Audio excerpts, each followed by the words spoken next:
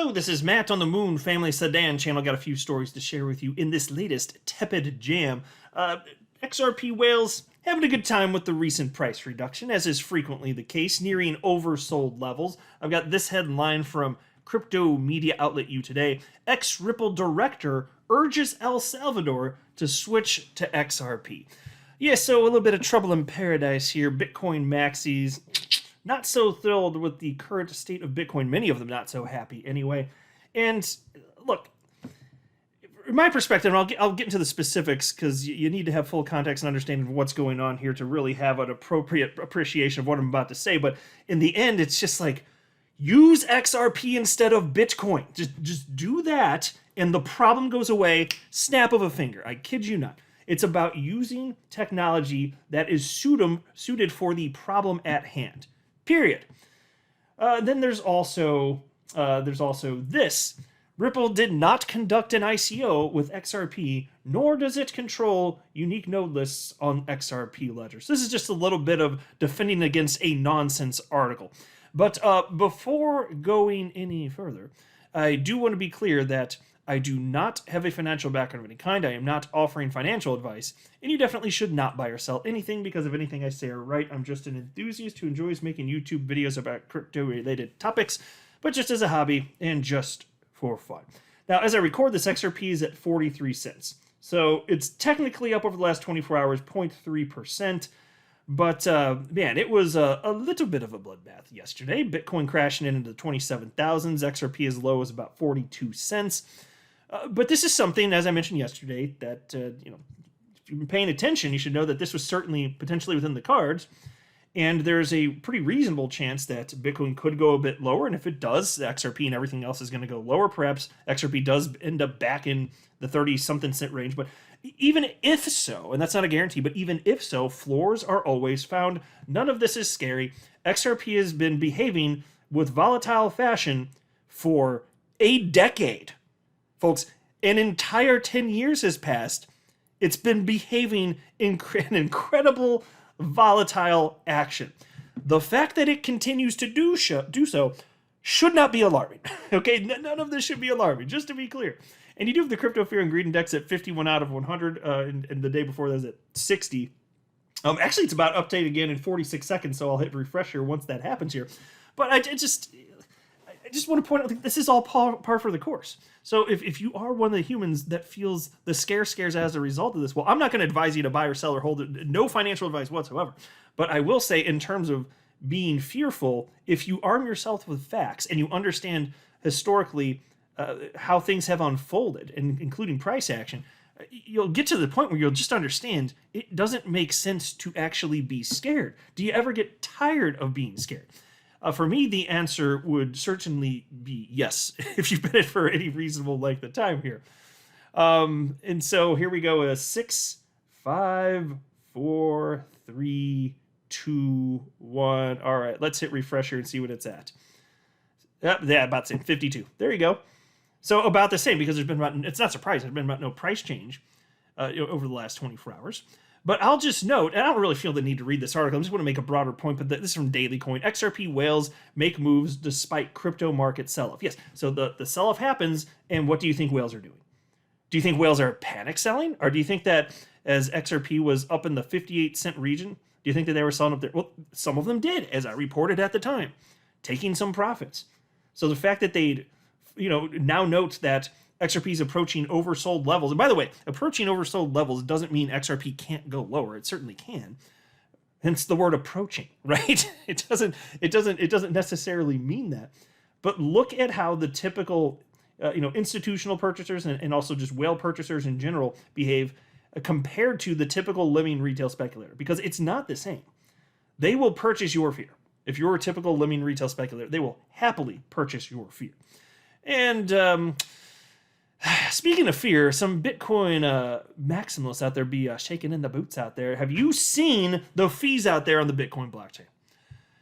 Oh my God, sky's falling, right? Well, not exactly.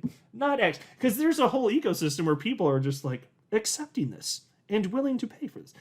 Look at this. The average Bitcoin transaction fee, $30.91. $30.91. Now, just compare that to XRP for S words and giggles. For XRP, it's what? A fraction of a penny? Is it like a 1/100th or 1/1000th of a penny? It's one of those, I think. Something like that anyway. Basically free. Or you could use Bitcoin and pay $30.91 currently. All over the damn place. And so this is what I was citing at the outset of the video. Maybe just use the right technology depending on what your particular use case is.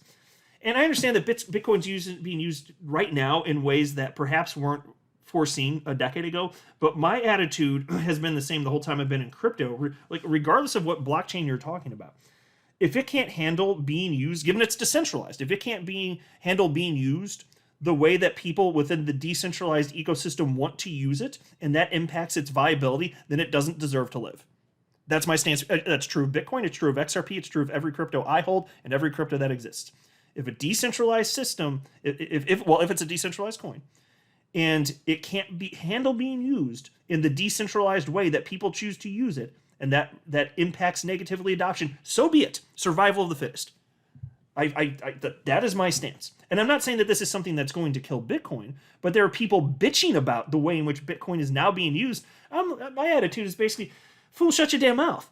You don't get to tell people in a decentralized ecosystem how they use their Bitcoin or the open source code that is the Bitcoin blockchain. You don't get to do that. And if it slows stuff down and it makes it difficult for you in the way you want to use it, tough. Tough for you. Find a different cryptocurrency then. Which leads us to this.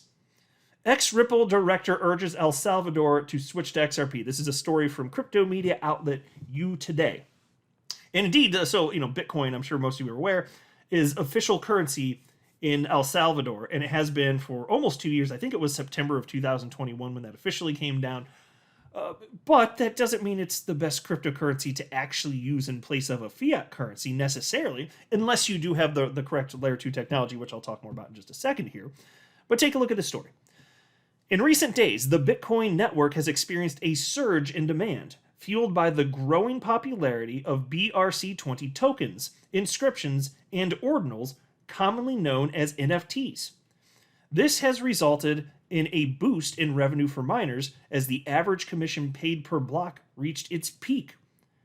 However, this surge in demand has also led to higher fees for Bitcoin users, as journalist Marcy Romero recently observed during a cash withdrawal in El Salvador. And so let me just go to her direct tweet so you can see what she wrote verbatim. So this is the journalist Marcy Romero, and she has a perspective that I don't think it makes logical sense, but it's interesting to see this real world example, which she detests clearly. And so at the time, there was a fee that was paid of $21.71. So check this out. She wrote the following. I'm in El Salvador right now. Just witnessed a cash withdrawal via Bitcoin. This individual now had to pay $20 in fees for getting $100 out in a country where the average salary is $300 to $350. I want you to think about this when enabling gambling on effing JPEGs or meme coins. This is real. So there you go. Decentralized system. She doesn't like that people using the decentralized open source software the way that she wants it to be used. She doesn't like the way they're using it, so she's bitching up a storm about it because it's increasing transaction fees, which makes Bitcoin not exactly ideal for moving money around the planet. How about that? Because again, about $20 in fees out of $100. Now that is disgusting. That's very high. So why use Bitcoin then? Because we can all be sympathetic. Like if you're talking about the average salary being only $300 to $350. Presumably you're talking, if you talk, I don't know if she's talking about payout per month. If she literally means salary, meaning annual salary, $300 to $350, maybe she means it that way. I actually don't know. I'd have to Google that. Either way, it's very small amounts of money, so I can be sympathetic to somebody getting fees eaten up like that. But then my response is just don't do that then. Just use XRP, right? You don't have to do that. And that's the point that former Ripple employee Matt Hamilton made. He responded to this journalist and wrote, just use technology that is fit for this purpose, e.g. the XRP ledger. Getting upset that Bitcoin doesn't scale and that people are using it doesn't help anyone. Exactly. So Bitcoin not exactly scaling in an ideal way, but she's not happy that people are using it, which is pushing up transaction fees. That sounds completely unreasonable to me. That is not remotely reasonable. There's other technologies out there that solve the problem. For you to sit there and think that Bitcoin must be used in the way that you approve, come on. What a bunch of garbage. Also, XRP community member Moonchaser responded to this journalist and wrote, there is a way to send Bitcoin via the XRP ledger. Cheaper, faster, and greener. It mitigates Bitcoin's scaling issues while using the power of the XRP ledger. El Salvadorians need to check out Spin the Bits, and that's spot on. So when a few minutes ago I was saying, hey, going to circle back and talk about, just briefly at least, about layer 2 technology, the XRP ledger is today being used, even though it's layer 1 technology, it's being used as a layer 2 technology to fix the mess that Bitcoin's technology is. You can move Bitcoin on the XRP ledger as quickly as you move XRP. It's real technology that really works today. There are multiple solutions. You could just use XRP itself, but if you insist on using Bitcoin, you can set up an account with Spin the Bits, and there you go. You can do that too. Either way, to bitch up a storm about the layer 1 on-chain transactions being too expensive is not remotely reasonable to me. Then there's this. From the Crypto Basic, Ripple did not conduct an ICO with XRP, nor does it control UNLs on XRPL. And they're covering in this article a nonsense article, which was brought up by my fellow XRP YouTuber, Crypto Eddie. Piece reads as follows. Eddie, a prominent media personality and member of the XRP community, has come up to debunk published claims that Ripple conducted an ICO with XRP. Eddie's remarks came as a response to a report from Protos. The media company's claim that Ripple controls most UNLs on the XRP ledger was also debunked. Notably, the Protos article alleges that Ripple conducted one of the world's earliest initial coin offerings. This is the same claim with which the US SEC charged Ripple and its executives in December 2020. Echoing Ripple's earlier response, Eddie clarified that the company never carried out an ICO. And I appreciate everyone in the community pushing back against nonsense like this. So shout out and credit to Crypto Eddie for doing this. And so here's a snippet that she shared, which reads as follows.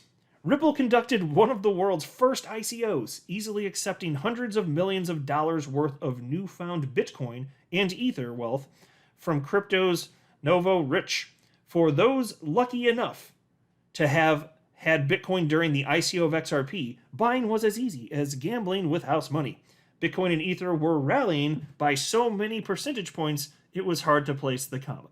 Now, here was Crypto Eddie's response to this. Can't wait for the new content creators to start fighting FUD. Hello, Protos, which is where the article came from. And then this is Alisa Sherrington, also tagged there. And then Crypto Eddie wrote, and that's the editor at Protos. Then Crypto Eddie wrote, Ripple never did an ICO. ETH didn't launch for 3 years after XRP was in circulation. Have you looked into percent gain of XRP versus Bitcoin in the early years? I claim my time back. No, you haven't. And that's true. How do we still see this many BS articles that are so uninformed? At some point, you got to wonder, is it ignorance, incompetence, just bias, a blend of those three somehow? I don't frickin' know, but anytime I come across this stuff, I just have this strong urge to push back and shoot it down because it's complete and utter garbage, and it makes me extra appreciative that I have this platform, and thank you all as a result, because without all of your support, I wouldn't have the opportunity to rip to shreds all of this crap and place it into my Moon Family Sedan wood chipper. I'm not a financial advisor. You should not buy or sell anything because of anything I say or write. That would be a very, very, very bad idea. Until next time, to the Moon Family Sedan.